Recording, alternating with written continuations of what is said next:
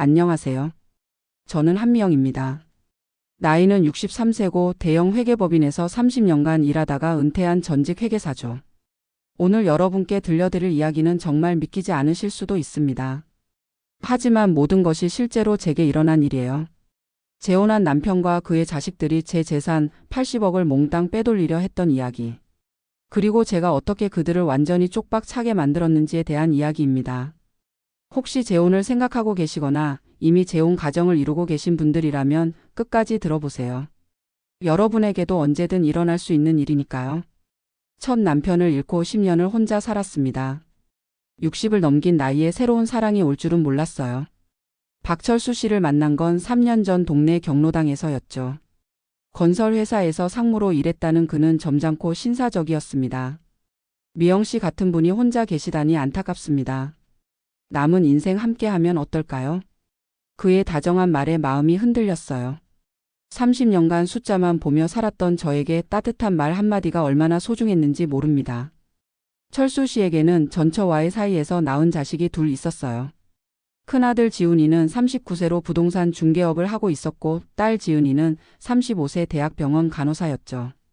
처음 만났을 때 그들은 예의 바르게 인사했습니다. 어머니 아버지가 혼자 계셔서 걱정이 많았는데 좋은 분을 만나셔서 다행입니다. 지훈이의 말이었어요. 지은이도 웃으며 고개를 끄덕였죠. 저희도 아버지께서 행복하셨으면 좋겠어요. 그때는 정말 진심인 줄 알았습니다. 아이고 제가 얼마나 순진했던지. 결혼 준비를 하면서 재산 정리를 했어요. 첫 남편이 남겨준 아파트 3채와 상가 2개, 그리고 제가 30년간 모은 적금 20억까지. 총 80억 정도 되는 재산이었죠. 혹시 모를 일을 대비해서 철수 씨와 공동 명의로 만들었습니다. 그때 철수 씨가 말했어요. 미영 씨 고마워요. 이렇게 믿어주시다니. 눈가에 살짝 눈물까지 맺히더라고요. 연기였다는 걸 그때는 몰랐죠. 결혼한 지 6개월쯤 지났을 때였습니다. 이상한 일들이 하나씩 생기기 시작했어요. 은행에서 대출 관련 서류가 집으로 날아왔는데 제 명의로 15억씩 2번 총 30억의 담보대출이 실행되어 있더라고요. 여보 이게 뭐예요? 철수 씨에게 물어보니 당황한 표정을 지었습니다. 아 그거요? 제가 깜빡했네요. 지훈이 사업 자금이 필요하다고 해서 잠깐 빌려준 거예요. 곧 갚을 거라고 하던데. 그럴듯한 설명이었지만 뭔가 이상했어요. 30년간 회계사로 일한 직업병일까요? 숫자에 대한 감각이 남달랐거든요. 그날 밤 철수 씨가 잠든 후 조용히 일어났습니다. 거실에 있던 그의 서류 가방을 열어봤어요. 회계사 시절 익힌 습관으로 모든 서류를 차근차근 살펴봤죠.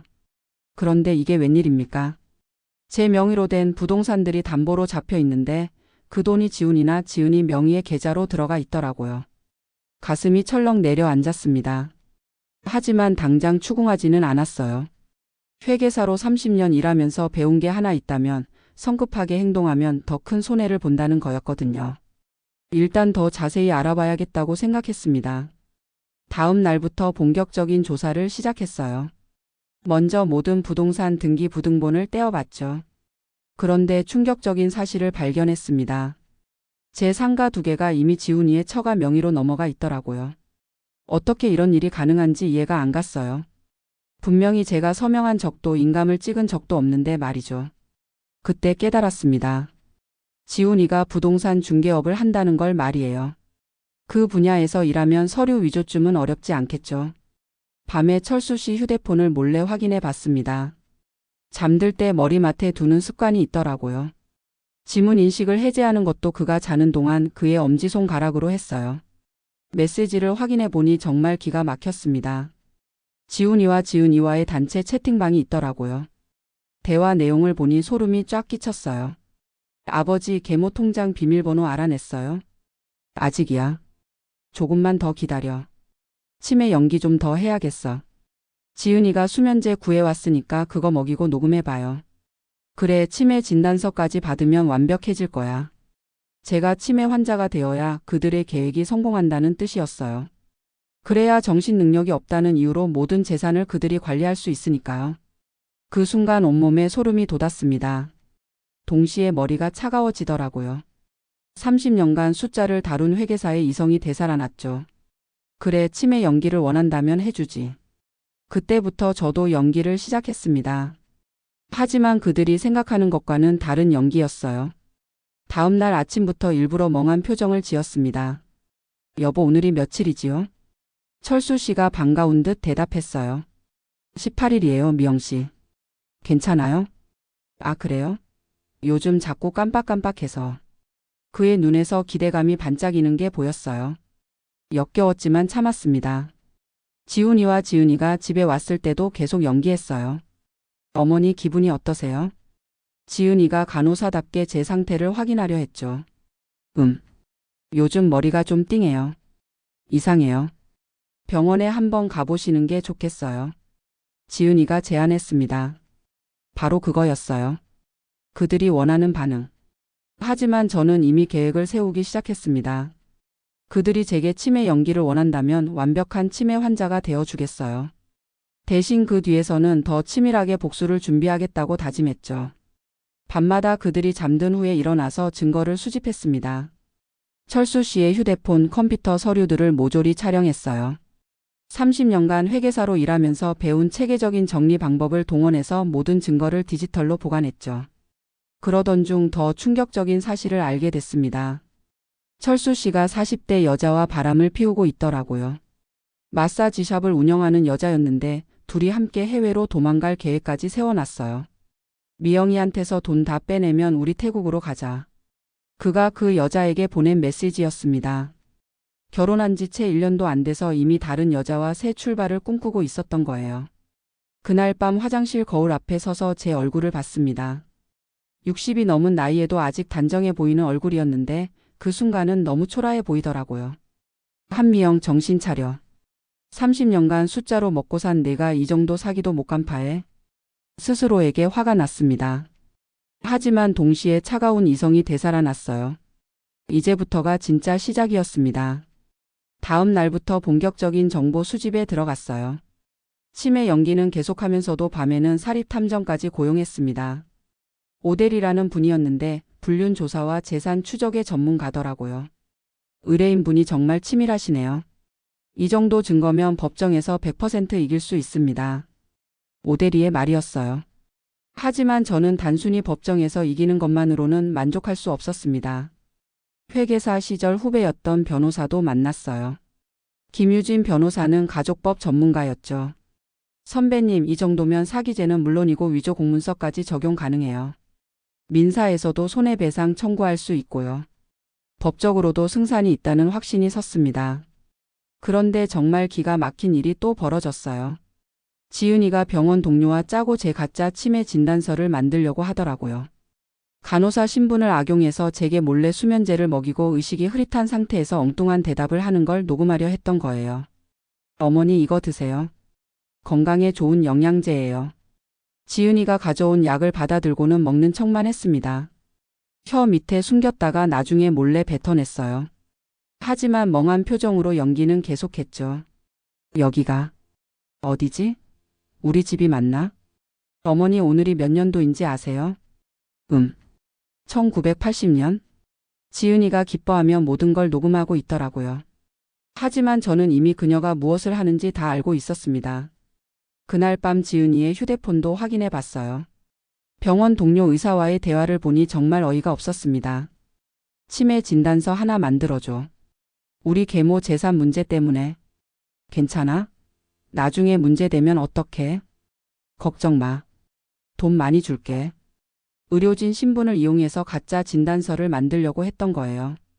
게다가 제 휴대폰에 해킹 앱까지 설치해서 모든 통화와 메시지를 감시하고 있었습니다. 그 순간 깨달았어요.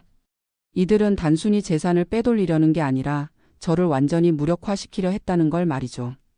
치매 환자로 만들어서 요양원에 집어넣고 모든 재산을 그들이 관리하려던 거였어요. 하지만 저는 이미 모든 준비를 마쳤습니다.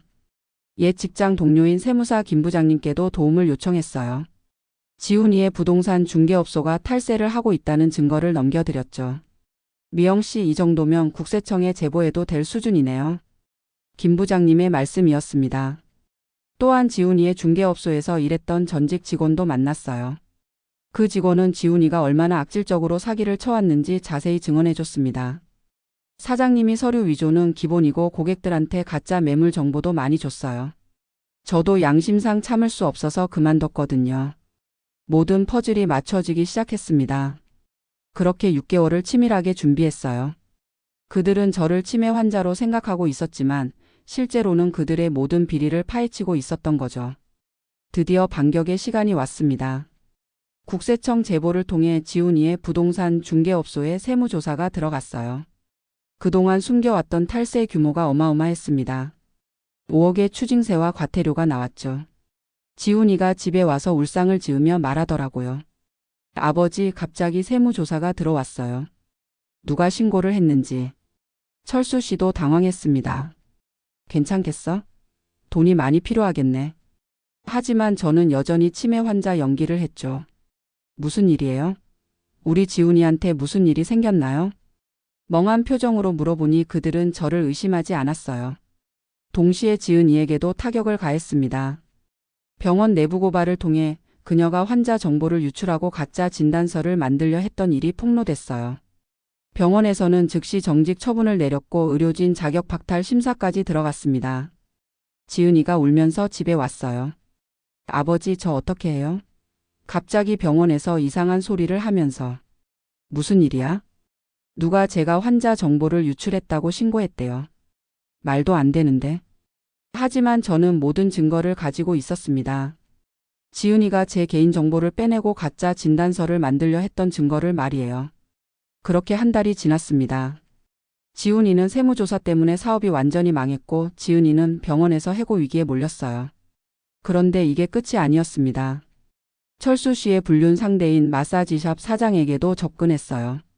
오대리의 도움으로 그녀가 실제로는 다른 남자들과도 만나고 있다는 증거를 확보했죠. 철수 씨, 당신이 믿는 그 여자가 진짜 당신만 사랑한다고 생각해요? 익명으로 철수 씨에게 그 증거들을 보내줬어요. 동시에 그 여자에게는 철수 씨가 실제로는 파산 위기라는 정보를 흘려줬습니다. 당신이 노리던 80억 이미 다 날아갔어요. 속았죠? 불륜 커플 사이에 균열이 생기기 시작했어요. 서로를 의심하고 다투기 시작했죠. 밤마다 철수 씨가 그 여자와 전화 통화하는 걸 엿들었는데 점점 말다툼으로 변해가더라고요. 당신 정말 나만 만나는 거 맞아? 오빠는 진짜 돈 있는 거 맞아요? 요즘 소문이. 서로를 믿지 못하게 만드는 게 제 전략이었어요. 한편으로는 지훈이의 중개업소 고객들에게도 그가 사기를 쳤다는 소문을 퍼뜨렸습니다. 실제로 피해를 본 고객들이 여러 명 있었거든요. 그들을 모아서 집단 고발을 하도록 도왔어요. 지은이에게는 병원 동료들 사이에서 그녀가 환자 정보를 유출한다는 소문이 퍼지게 만들었습니다. 실제 증거가 있었으니까 소문은 금세 퍼졌어요. 그렇게 3개월이 더 지났습니다. 그들의 삶이 하나둘씩 무너져가는 걸 지켜봤어요. 하지만 저는 여전히 치매 환자 연기를 계속했습니다. 가끔씩 정확한 날짜나 숫자를 기억해내는 모습을 보여주면서 그들을 혼란에 빠뜨렸어요. 오늘이 며칠이지요? 23일이에요, 어머니. 아, 맞다. 우리가 결혼한 지 정확히 547일째네요. 너무 정확한 숫자에 철수 씨가 소름 돋는 표정을 지었습니다. 미영 씨, 어떻게 그렇게 정확히? 응? 제가 뭔가 말했나요?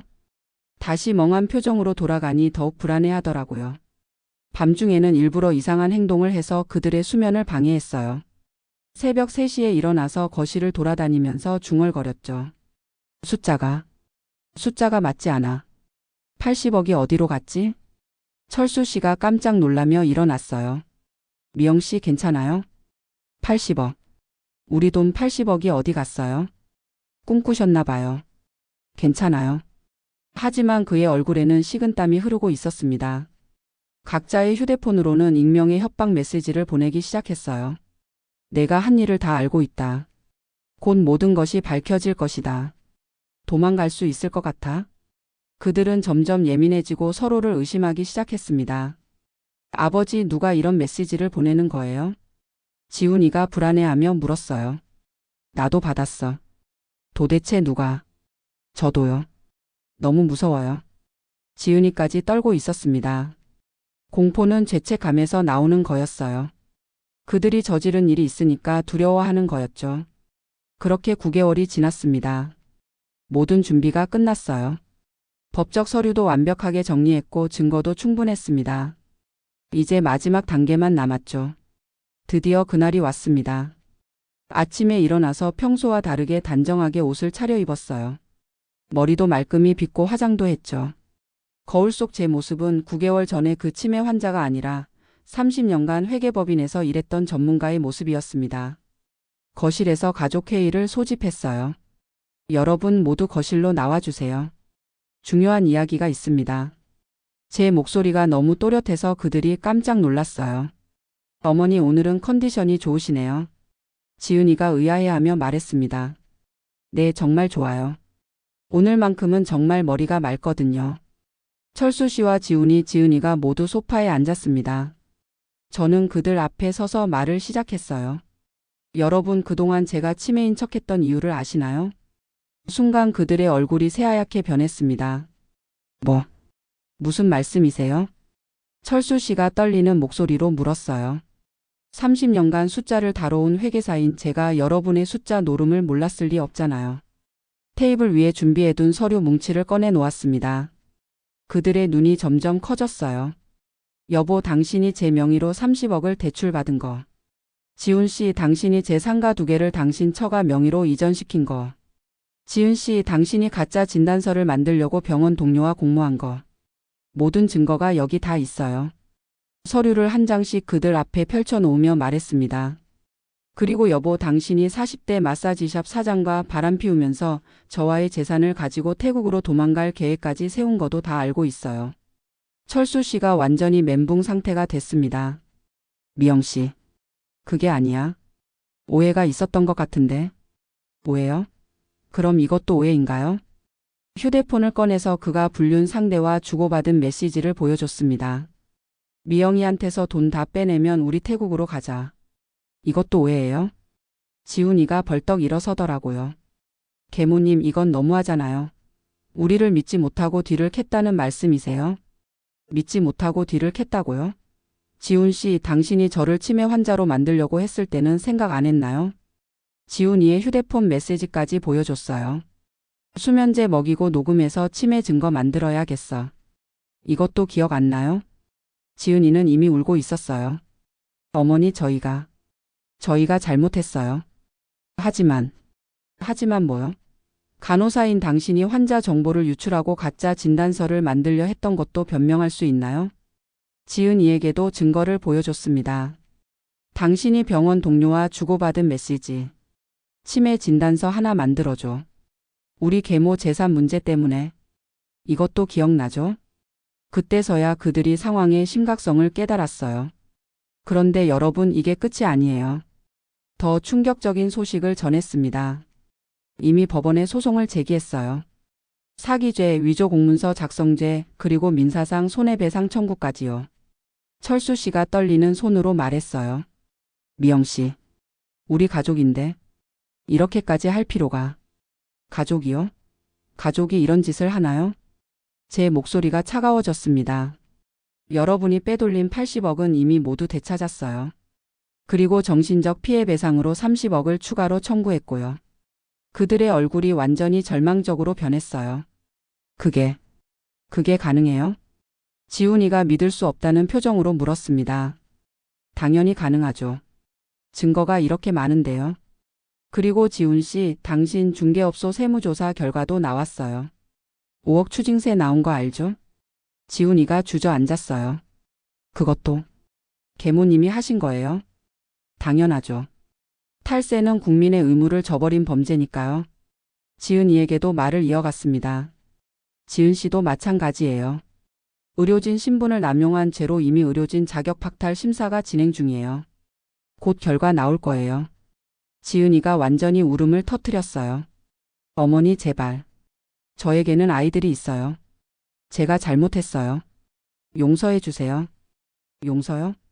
여러분이 저를 치매 환자로 만들어서 요양원에 집어넣고 모든 재산을 빼앗으려 할 때는 생각 안 했나요? 그들은 모두 말문이 막혔어요. 그때 철수 씨가 마지막 시도를 했습니다. 미영 씨, 우리 다시 처음부터 시작해요. 내가 잘못했어. 그 여자랑도 끝낼게. 하지만 저는 이미 마음을 정했어요. 너무 늦었어요. 이미 이혼 서류도 준비했어요. 이혼 서류를 테이블에 내려놓았습니다. 그리고 여러분과도 모든 인연을 끊을 거예요. 더 이상 가족이라고 부르지 마세요. 그 순간 집안이 완전히 조용해졌어요. 그들의 숨소리만 들릴 정도로 정적이 흘렀죠. 몇 분 후 지훈이가 조심스럽게 물었어요. 그럼 저희는 어떻게 되는 거예요? 그건 여러분이 알아서 하세요. 저는 더 이상 상관없어요. 냉정하게 대답했습니다. 다만 한 가지는 확실히 해두죠. 앞으로 저에게 접근하거나 연락하면 바로 경찰에 신고할 거예요. 협박죄로요. 그들은 완전히 절망에 빠진 표정이었어요. 계모님, 정말로 끝인가요? 지은이가 마지막으로 물었습니다. 네, 끝이에요. 여러분이 저에게 했던 것처럼 이제 여러분도 혼자 살아보세요. 그날 오후 그들은 모두 집을 나갔어요. 갈 곳이 있는지는 모르겠지만 더 이상 제 상관은 아니었죠. 혼자 남은 집에서 차를 끓여 마시면서 생각했어요. 9개월 동안 정말 힘들었지만 결국 해냈다는 생각이 들었습니다. 며칠 후 법원에서 연락이 왔어요. 재산 분할 및 손해배상 소송에서 제가 완전히 승소했다는 소식이었습니다. 80억을 모두 되찾는 것은 물론이고 정신적 피해와 사기 손해까지 포함해서 추가로 30억을 배상받게 됐어요. 총 110억이 제 손에 돌아온 거였죠. 판사님도 판결문에서 말씀하셨어요.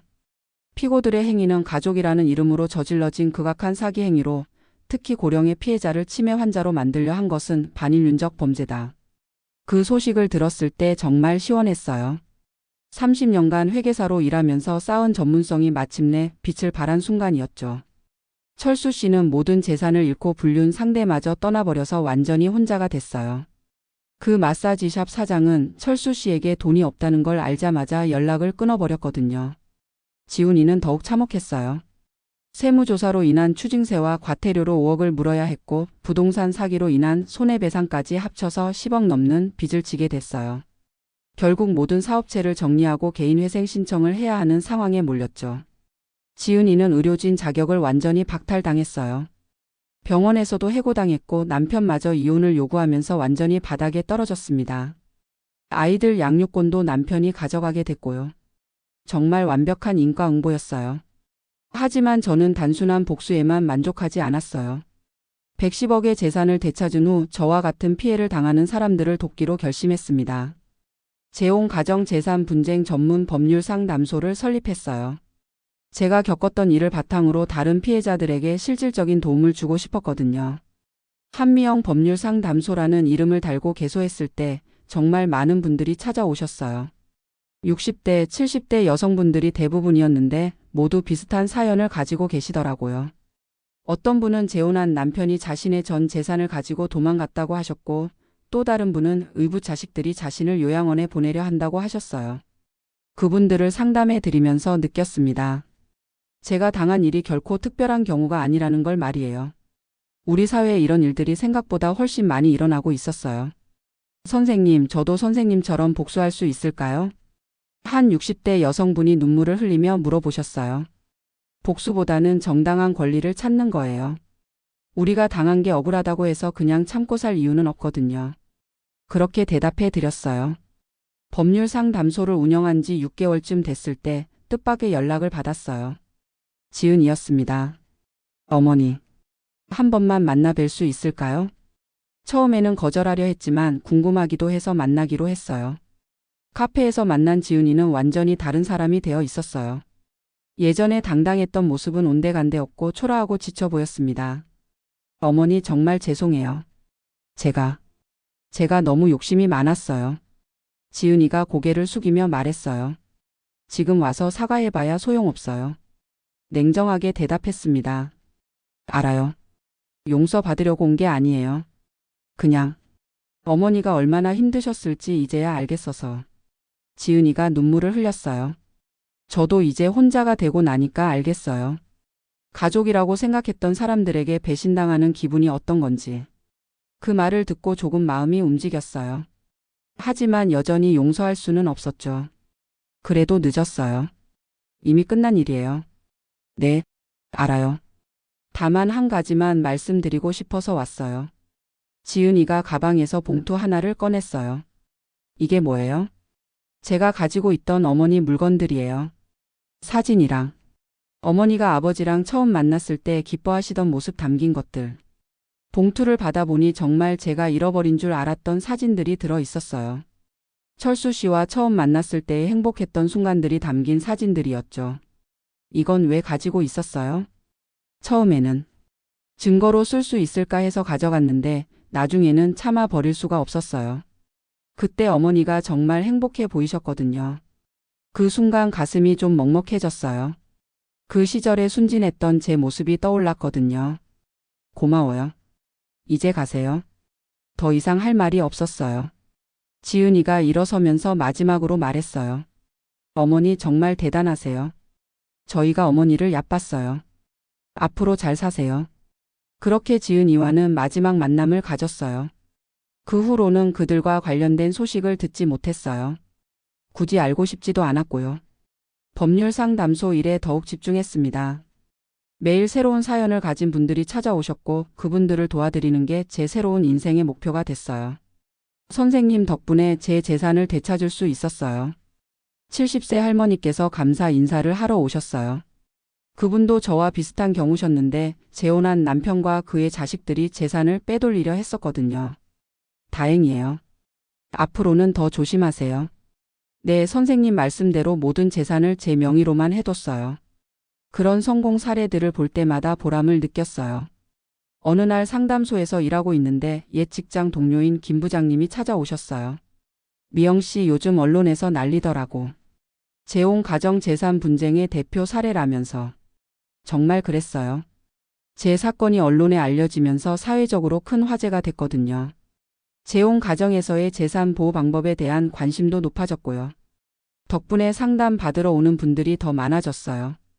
그래도 좋은 일 하고 있잖아. 30년 회계사로 일한 보람이 있네.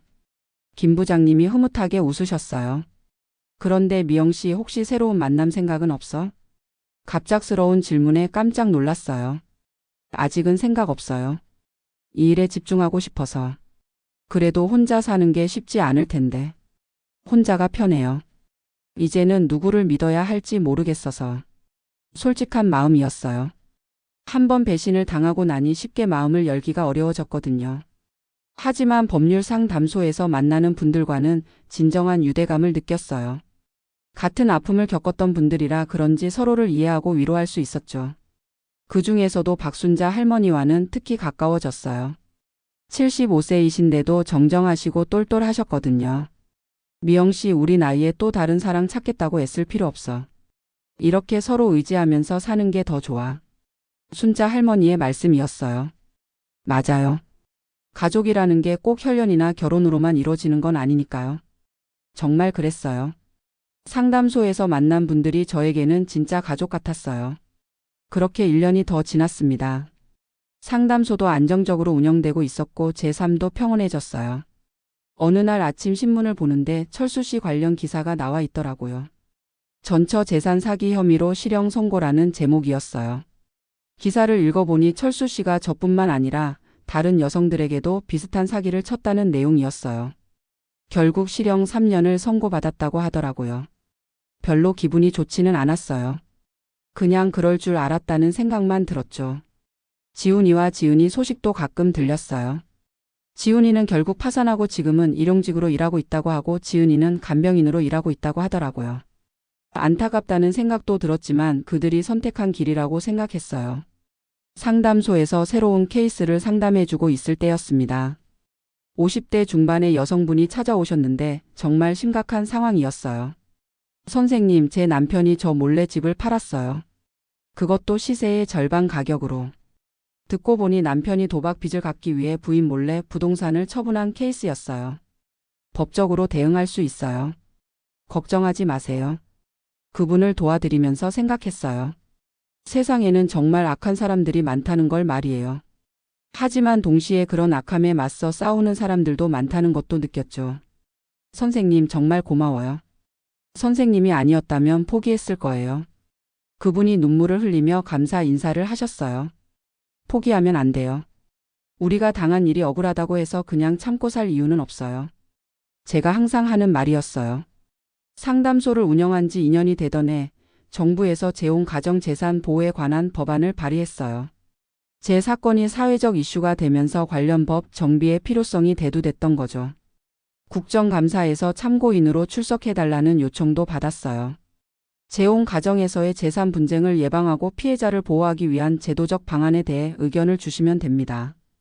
담당 공무원의 설명이었어요.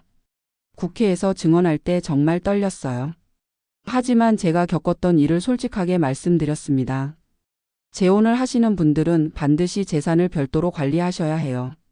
그리고 의심스러운 일이 생기면 혼자 끙끙 앓지 마시고 전문가의 도움을 받으세요. 국정감사 이후 상담소로 문의가 더욱 많아졌어요. 전국에서 비슷한 피해를 당한 분들이 찾아오셨죠. 그래서 상담소를 확장하기로 결정했어요. 서울뿐만 아니라 부산, 대구, 대전에도 지점을 열었습니다. 미영 씨가 정말 대단한 일을 하고 있구나. 순자 할머니가 흐뭇하게 말씀하셨어요. 저 혼자만 잘 살려고 했다면 이런 일은 못했을 거예요. 다른 분들도 도와드리고 싶어서 하는 일이에요. 정말 그랬어요. 제가 당한 고통을 다른 사람들은 당하지 않았으면 좋겠다는 마음에서 시작한 일이었거든요. 어느 날 상담소에서 일하고 있는데 30대 중반 정도로 보이는 남성이 찾아왔어요. 안녕하세요. 저는 KBS 다큐멘터리 PD 김민수라고 합니다. 명함을 건네며 자기소개를 했어요. 선생님의 이야기를 다큐멘터리로 제작하고 싶어서 왔습니다. 처음에는 거절하려 했어요. 제 개인적인 이야기를 공개적으로 알리고 싶지 않았거든요. 시청자들에게 경각심을 주고 비슷한 피해를 예방할 수 있을 것 같아서요. PD의 설득에 결국 동의했습니다. 다큐멘터리 촬영은 3개월 정도 걸렸어요. 제 이야기뿐만 아니라 상담소에서 도움을 받은 다른 분들의 이야기도 함께 담았죠. 재혼 가정의 어두운 그림자라는 제목으로 방송된 다큐멘터리는 큰 반향을 일으켰어요. 시청률도 10%를 넘겼고 각종 포털 사이트 실시간 검색어에도 올랐죠. 방송 후에는 더 많은 분들이 상담소를 찾아오셨어요. 하루에 상담 받는 인원이 20명을 넘을 때도 있었죠. 선생님 정말 용기가 대단하세요. 저도 선생님처럼 당당하게 싸워볼게요. 60대 여성분이 다큐멘터리를 보고 찾아오셔서 하신 말씀이었어요. 그런 반응들을 볼 때마다 뿌듯했어요. 제 경험이 다른 분들에게 도움이 되고 있다는 걸 느낄 수 있었거든요. 상담소를 운영한 지 3년째 되던 해 보건복지부에서 상을 주겠다고 연락이 왔어요. 사회복지 유공자 표창이라는 상이었는데 재혼 가정 피해자 보호에 기여한 공로를 인정받은 거였어요. 시상식장에서 상을 받으며 소감을 말할 때 정말 감회가 새로웠어요. 3년 전만 해도 저는 재산을 모두 잃고 절망에 빠진 피해자였습니다. 하지만 포기하지 않고 끝까지 싸웠더니 이런 날이 왔네요. 지금 고통받고 계신 분들도 포기하지 마세요. 반드시 희망이 있습니다. 그날 밤 집에 돌아와서 상장을 벽에 걸어놓고 혼자 조용히 차를 마셨어요. 창밖을 보니 별이 참 많이 떠 있더라고요. 첫 남편 여보 잘 지내고 있죠? 저 혼자서도 이렇게 잘 살고 있어요. 하늘을 보며 혼잣말을 했어요. 첫 남편이 살아계셨다면 제가 이런 일을 당하지는 않았을 텐데 그런 생각도 들었지만 후회는 없었어요. 그 모든 일들이 있었기에 지금의 제가 있는 거니까요. 요즘은 상담소 일과 함께 책도 쓰고 있어요. 60대에 시작한 나의 복수라는 제목으로 제 경험담과 함께 재혼 가정에서 주의해야 할 점들을 정리한 실용서예요. 출판사에서도 관심을 보이고 있어서 내년에는 출간될 것 같아요. 미영 씨 이제 정말 완전히 새로운 인생을 사는 거네. 순자 할머니가 말씀하셨어요. 네, 60이 넘어서도 새 출발할 수 있다는 걸 증명하고 싶어요. 정말 그랬어요. 나이가 많다고 해서 당하고만 살 이유는 없다는 걸 보여주고 싶었거든요. 지난주에는 상담소를 찾아온 65세 할머니께서 이런 말씀을 하셨어요. 선생님을 보면서 용기가 나요. 저도 이제 그 나쁜 사위한테 당하고만 있지 않겠어요. 그 할머니는 딸의 남편이 시어머니 재산을 노리고 있다는 상황이었어요. 하지만 제 조언을 듣고 미리 대비책을 세우시겠다고 하시더라고요. 이런 일들이 있을 때마다 보람을 느껴요. 제가 당한 고통이 헛되지 않았다는 생각이 들거든요. 오늘도 새로운 상담자분이 찾아오실 예정이에요. 70세 할아버지인데 재혼한 부인이 자신의 재산을 노리고 있다고 의심하신다고 하더라고요. 남성분이 찾아오시는 경우는 드문데 요즘은 이런 일이 성별에 관계없이 일어나고 있어요. 선생님, 오늘도 화이팅이에요. 상담소 직원인 젊은 변호사가 격려해 주었어요. 고마워요. 우리 모두 화이팅해요. 오늘도 누군가의 아픔을 들어주고 그분의 권리를 찾아드리는 하루가 시작됩니다. 3년 전 그 절망적인 상황에서는 상상도 못했던 일이에요. 하지만 포기하지 않고 끝까지 싸운 결과 이렇게 의미 있는 일을 하며 살 수 있게 됐습니다. 복수는 끝이지만 새로운 시작이기도 해요. 진정한 승리는 상대방을 무너뜨리는 것이 아니라 자신이 더 강해지는 것이라는 걸 깨달았거든요. 혹시 지금 저와 비슷한 상황에 계신 분들이 있다면 기억해 주세요. 나이가 많다고 힘이 없다고 포기할 필요 없어요. 냉정한 이성과 치밀한 계획만 있다면 충분히 이길 수 있습니다. 그리고 무엇보다 중요한 건 혼자가 아니라는 거예요. 세상에는 저처럼 도움을 주고 싶어 하는 사람들이 많이 있어요. 부끄러워하지 마시고 도움을 요청하세요. 마지막으로 하나만 더 말씀드리고 싶어요. 가족이라는 이름으로 포장된 악행을 절대 참아서는 안 된다는 것입니다. 피는 물보다 진하다고 하지만 진짜 가족은 서로를 해치지 않거든요. 진정한 가족은 태어날 때부터 정해지는 게 아니라 서로를 아끼고 보살피는 마음에서 만들어지는 거예요. 저에게는 이제 상담소에서 만난 분들이 진짜 가족이에요. 여러분도 진정으로 여러분을 아끼는 사람들과 함께 행복한 인생을 만들어 가시길 바랍니다. 지금까지 제 이야기를 끝까지 들어주셔서 정말 고맙습니다. 모든 분들의 앞날에 좋은 일만 가득하시길 바라요. 감사합니다.